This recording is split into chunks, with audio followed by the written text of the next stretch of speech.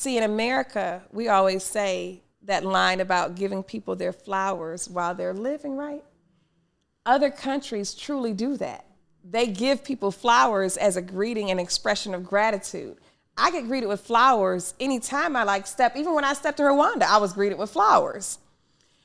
And I was like, oh gosh, my sister said she needs some time to get ready. Because she's thinking like, if you got the press downstairs in the presentation, she said, you ain't going down looking like this with no makeup on and this cat suit. You need to pull it together. So I was like, my sister's right. If you can just give me a second, I'll come down. I had to throw it together real quick, put on the Tory Burch dress, put on the African crown. I had to pull it together real fast. And when I got downstairs, one of the people there, they were in tears. And that's when I realized the magnitude of what was going on. She was like, I've never seen a queen that looks like me. This is another arm of the Fearless brand, just living my life out fearlessly. Hey there, I'm Arian Simone, the CEO and founder of the Fearless Fund, and a woman who believes in living a fearless lifestyle. Through this podcast, you'll get to hear stories of the time I've spent in Africa, being crowned as an Ivorian Queen, fighting a battle that can affect millions, but also the stories of our special guests who are living legendary. It's time to tune in to the Fearlessly Living podcast. You are tuning in to Fearlessly Living with Arian Simone. This is a Q&A episode today. And if you are enjoying this, be sure to like, subscribe, and comment. And we're going to keep this thing rolling. What was very interesting when I got to Rwanda, you guys, is people knew about the court case.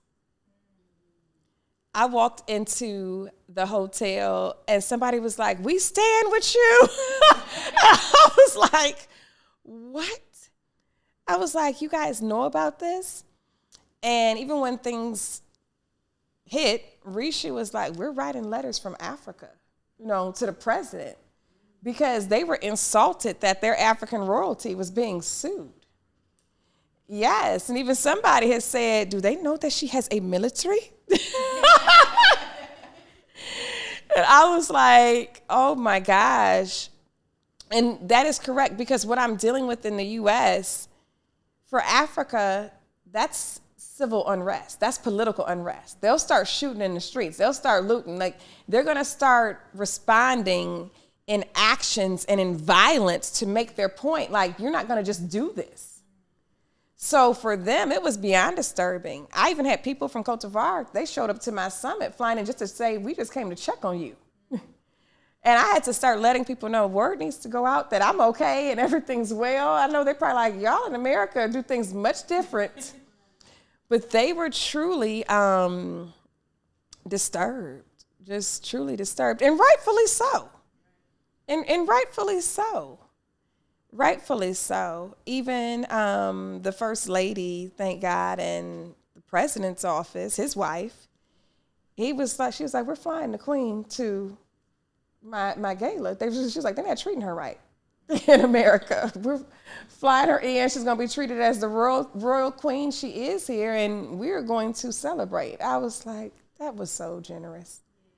So generous. So back to this. This is a Q&A show. But they told me we're going to start off talking about Grenada. Grenada. You guys, I was invited to Grenada as queen to tour the country, the island. And for me, this is new because all I can remember is anything that I've seen of the British royal family touring. And right before the trip, though, you guys, I was traveling a lot. So I had gone from city to city to city, just back to back to back. So I show up in Grenada, and I get off the plane with Dora, and I have my iPhone, and I'm just trying to film and capture, and it's at night. And then Dora is like, oh gosh, you see the cameras? And I hadn't seen it, and I said, oh shit. I was like, wait a minute. They were like, welcome the Queen. And I can see this Maybach. I see government officials. I see cameras. I was like, oh, I forgot I'm showing up here as Queen. Y'all, I pulled up there looking like the east side of Detroit, west side of Atlanta, with a Fashion Nova catsuit on and some gym shoes. And I was like, oh, this is hilarious. Because I knew the appearance I had at that moment was not necessarily what they were expecting. So they put us in a holding area at the airport. So when like government officials and diplomats and dignitaries come in town, you're in a room that has like flags of, you know, the country, and it's just really plush and nice. It looks nothing like the actual airport. You're in this private room that you wouldn't even think would exist in the airport, but you're back there, there's couches, there are people to serve you, there's a kitchen back there, everything. And they are just so excited. And I'm like, y'all, I am so sorry, but you will get the queen tomorrow. Like, the queen will show up tomorrow. I forgot that in this moment that I would be greeted like this, because I just saw the itinerary. So I'm thinking like, oh yeah, I can go put on all this royal garb on these days and just show up. No, the moment I touched the ground, and I did not understand why Grenada and why this was a big deal until right before I got there. I was in Baltimore and I met a lady who said, I can remember when I first met Princess Margaret.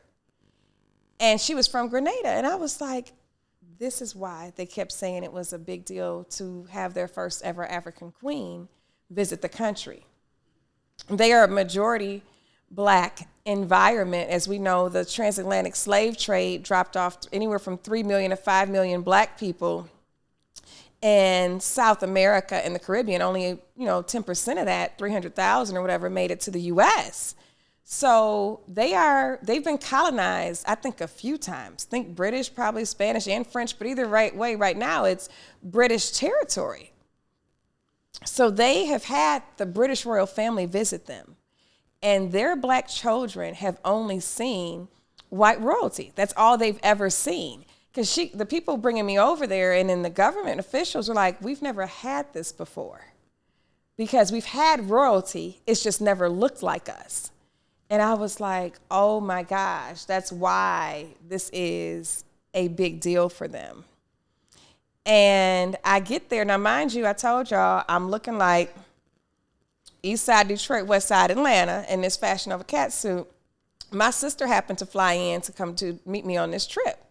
So I get to the room, my sister's in the room, and it's like this huge bungalow or whatever. And she's like, Arian, I was in the car coming here, and they said, well, the queen is with Dora. And she was like, are you serious? I know you are enjoying this episode. Make sure you like, comment, and subscribe. Now back to the episode.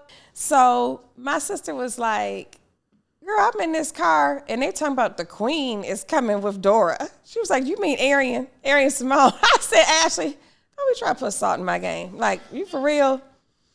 So then this guy knocks on our door, boom, boom, boom, boom, boom. And I said, yes, can we help you? They were like, we need the queen downstairs. And my sister just laughs like, okay, we back at this again. I said, you're going to be back at this whole trip, so you better get used to this. We ain't at home. We ain't in Kansas. We are here, and I'm being treated like this. So I said, why do I have to come downstairs? He said, the press is waiting for you. Mind you, I still got on this Fashion Nova catsuit. He said, the press is waiting for you, and there are people down there with your flower presentation. I was like, oh my gosh. See, in America, we always say that line about giving people their flowers while they're living, right? Other countries truly do that. They give people flowers as a greeting and expression of gratitude. I get greeted with flowers anytime I even when I stepped to Rwanda, I was greeted with flowers. And I was like, oh gosh, my sister said she needs some time to get ready. Cause she's thinking like, if you got the press downstairs in the presentation, she said, you ain't going down looking like this with no makeup on and this catsuit. You need to pull it together. So I was like, my sister's right. If you can just give me a second, I'll come down. I had to throw it together real quick, put on the Tory Burch dress, put on the African crown. I had to pull it together real fast. And when I got downstairs, one of the people there, they were in tears. And that's when I realized the magnitude of what was going on. She was like, I've never seen a queen that looks like me. And it was a very emotional moment. And I had to just take all of that in. So we're going to pause. We're going to get into this Q&A. Mia, Crystal, why are you looking like this? we're going to get into this Q&A, but I had to intro with this Grenadian experience. Oh, I had the opportunity to meet with the Prime Minister. The Governor General asked for an audience with me. I met with her as well. And I met with other government officials too, people who were over tourism and other entities and ambassadors and ministers of the island to help improve, like I said, the welfare of the people, and really more so to help bridge the diaspora, you know, being a diasporic bridge in this position of connecting people of African descent from the U.S., the Caribbean, and Africa, and making sure we're sharing our resources with each other. So go ahead, Mia. Well, one question that I had for you is, what do you think is like the biggest misconception that people may have when it comes to like being a queen? Oh, that is good. The biggest misconception. I think the biggest misconception is that due to the media and the relationship that the British family has with the media and amplifying it, I think we see royalty through a very linear lens. So that's one reason why I'm so excited, one, about my documentary, and two, just to show royalty from a different space that we don't normally see it in. And then that opportunity to also amplify Black royalty. I mean, we have 54 countries in Africa, and you have multiple thrones in each country. There are only, I think, 12 monarchs that are actually still in power. Like, as we saw, even with everything that went on with Princess Meghan Markle, the British royal family, they're not in power. They have influence and power, but they're not the ruling authority for the land. There's only about 12 monarchs, I think, that are left that are just the ruling authority of the land. And what I mean by that is they determine the laws, they determine what's taking place. And I remember I was visiting Jordan, and I said, oh, there goes the king. This is way before I was royalty or crowned. And I said, let me look up to see if they're basically the ruling authority. And they were, because they were assigning the prime minister. And I said, okay, there's only a few that are around, that are in power. I think there's 3 in Africa that are. I want to say, and you guys can correct me if I'm wrong, but I want to say it's Morocco, and then there's 2 in South Africa. But as far as that, I think that's the biggest misconception, that we've only seen royalty one way. 2, I think people were under the assumption that it's always in power. You know, usually you always have influence. You work with alongside the government, but not that it's the ruling authority, because that hasn't happened in years. And then, like I said, for Africa, there's so many thrones. There are so many thrones. Yes, so thank you for that question. Go ahead, Crystal. I see you over there with a laptop. No, so what are some of the responsibilities that you have as a queen now? Overall, in general, like I said, she asked me what my responsibilities were with the government to help improve the welfare of the people. When I received my position and title, I did let them know I will be committed to coming twice a year. That was something that I did give a commitment on. And they're flexible, because clearly life changed for me. So I've been twice within a 12-month period, but I didn't go twice in 23 just due to life. But I've made sure that I have communicated. I will send videos. I will send letters.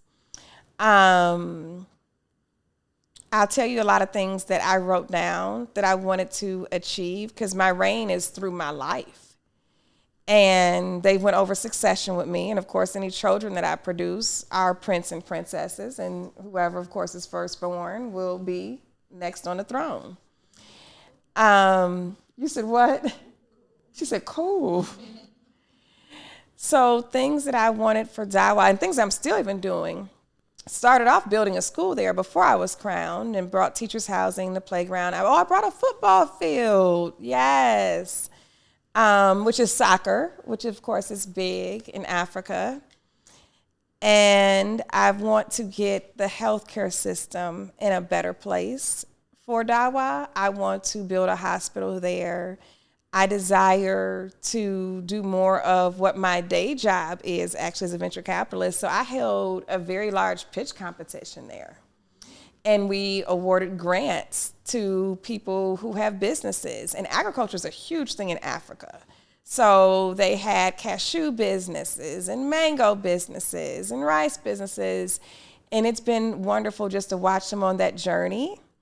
So I've been able to be effective in economic justice through what I do even as queen. So it's very seamless. There is a queen who I just adore, not knowing I was going to be in this position. And she is an Egyptian queen. And we hear about Nefertiti's, Nefertari's, Cleopatra's. But queen, they call her T for short. Some people say Tai. And this is one bad girl. I had the opportunity to see her mummy. And when I was reading her description above, first of all, this woman died pretty.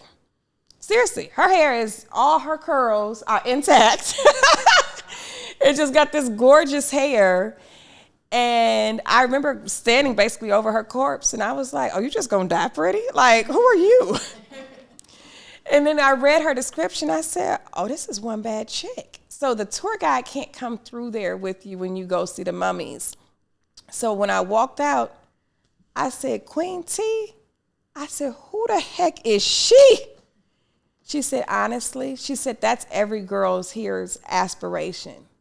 I said, why don't we get to hear about her? I'm like, she is the truth. If you have a question for the Fearlessly Living with Arian Simone podcast show, be sure to get on the website, submit your question. If you would like to be a part of our community, please join us, because guess what? You have an opportunity to be on the show. Now back to today's episode. This woman, you all, was basically had, I would say, world influence. She was almost like running other countries while she's up here running an Egyptian empire. And they said even in her death, there were so many global leaders that just wrote in letters and just talked about her. She was handling global affairs, birthing 5 kids. I mean, she was just the end all be all. So a lot of times we hear about even a lot of in African culture, a lot of the warrior queens, those who were out at battle, you know, the Njingas and all of those, and the queens from the Ashanti tribes. You hear about those more. But I was like, oh, Lord, I ain't trying to be on nobody's battlefield. And then somebody told me, they said, Arian, but all battles are not physical. I said, oh, you preaching. I said, because I am fighting one right now. I said, you are preaching. And they were like, so you just would be a warrior queen in a different aspect. I said, like Queen T. I said, because she was running everything. And then her son is who, and I believe she picked her, is who married Nefertiti. And I said, oh, they said at that time, she's queen mother. And they, even above her mummy, they have, you know, the elder woman, as they would call her. I said, she was running it too. I said, he was in office, but she were on the throne, but she was running it too. And that was common for a lot of queen mothers when you read up on African history. Matter of fact, we saw it in Black Panther. Remember? She was still basically running the show, even though her son was the king. I'm serious. There's this level of reverence and respect. And after I got crowned, I was gifted this book about queens and queen mothers. And they said before colonialism took place, that the woman held that place in society of just so much reverence and wisdom. It wasn't until colonialism to where things started to shift, because we were adopting basically the influences of other cultures. They said, but originally there was such a reverence and respect for a woman's wisdom that the queen mother, even though their son could be king on the throne, he would still seek to her for advice on how to rule because of just the reverence and the respect.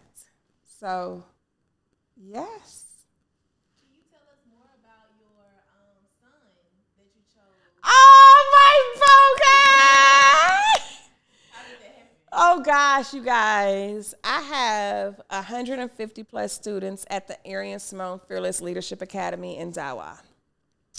And they are just bright, beautiful, ambitious. And Boga, how did I end up with Boga? Boga is the chief's son. And on my very first trip to Cote d'Ivoire, somebody literally just handed me Boga. Now that I think about it, because I have pictures when I was taking pictures in the classroom in the school, and they just said, "Here's your baby."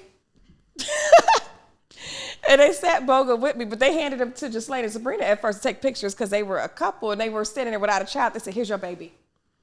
So when I was taking pictures in the school, they said, "Here's your baby," and you can see pictures of me and Boga just sitting there.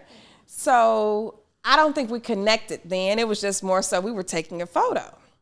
When we got to the feast, Boga was still stuck with us. And I put Boga on my lap, and I could even send you the picture. And he looks like a little Tay Diggs. He just lit up and just smiled. And I was like, because he hadn't been smiling the whole time, he was kind of shy. And when I put him on, he just grinned so big. And I was like, "Oh my gosh, mon fils." That means my son. He was just filled with life. And then he ate a whole lobster, a whole plate. And at this time, Boga was like 4. So to enter school, you have to be 6 years old. My school is a 1st grade through 6th grade. It's an elementary school. It's a STEAM school. I wanted the A in there versus the STEM because I wanted the arts. And I know African culture is big with dancing and drums and singing. And I'm like, we've got to keep that. We're going to have that in school too. So I would say about a day after I got word from the village, everybody kept saying, "Boga wants to go to school." Like, he's going to the school. And they kept telling him, "No, you're not old enough yet." And I said, "No, sir." I said, "You all tell them that the Queen wants Boga enrolled in school." The next day they sent me a picture of him with his backpack on, getting ready to go to school. And he ended up being like top 5 in his class, student leader, teacher's assistant. He loves school. So I know Boga is ahead of himself. He's now a 2nd grader, 5 years old, going on 6. Yes, just brilliant, just brilliant. So when I got back to Cote d'Ivoire, we were in the middle of the village ceremony. Of course, during the time I'm not moving because protocols and procedures are happening. Oh, and the governor is a female, and she's like the woman king. I mean, like, she's the end-all, be-all around there. So we're just up there sitting pretty and dignified. And like I said, Africans are just very big on tradition. They're very big on being dignified and protocol. So not breaking anything, not moving. But I'm like, where is Boga? Boga has got to be somewhere around. And then all of a sudden, I seen this little boy come running by me in my leg. And I was like, "Oh!"